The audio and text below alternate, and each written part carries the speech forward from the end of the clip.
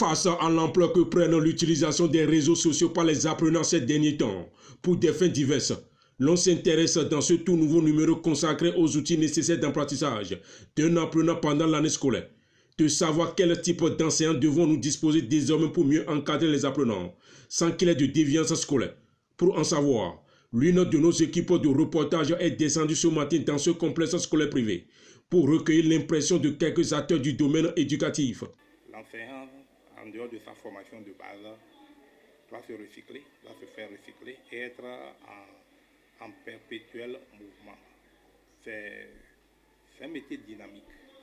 Il doit s'adapter aux nouvelles découvertes qui doivent être prises en compte dans l'exercice de sa profession. Donc, de tous les temps, c'est un métier dynamique, très dynamique, et il faut en tenir compte à chaque étape du processus. Donc, d'abord, il faut une formation de base, c'est ça la formation professionnelle. Et ensuite, l'enseignant ne doit pas rester statique.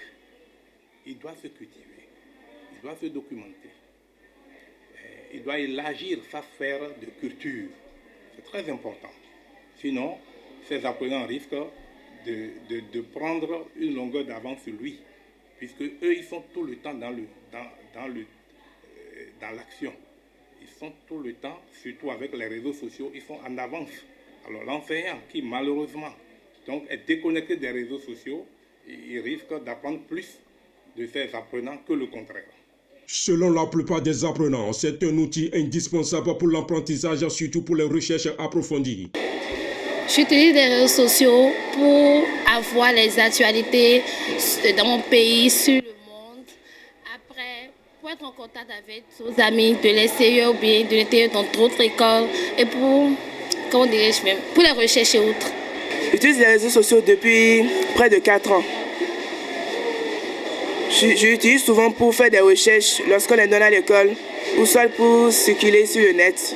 Un outil que d'autres apprécient différemment non seulement pour son avantage, mais plutôt les inconvénients que cela présente et qui n'encouragent pas forcément les études dans son entièreté. Et lorsque l'apprenant dérive avec ses réseaux sociaux, soit c'est pour des histoires de pornographie et autres, là, ça affaiblit l'apprenant et ça l'entraîne à la dérive.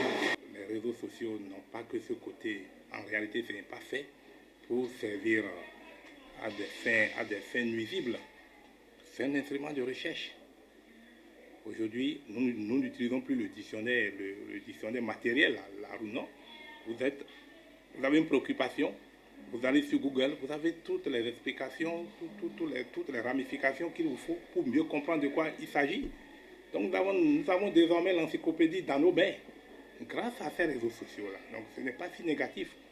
Tout dépend de l'esprit avec lequel on va vers les réseaux sociaux. Celui qui veut en faire un bon usage, anti-profit. Celui qui sait qu'il va pour s'amuser, faire du n'importe quoi, bon, peut-être qu'il trouve aussi sa satisfaction là. Malheureusement, cet outil a pris largement la place des manuels destinés pour des recherches littéraires et scientifiques, entretant dans nos établissements scolaires.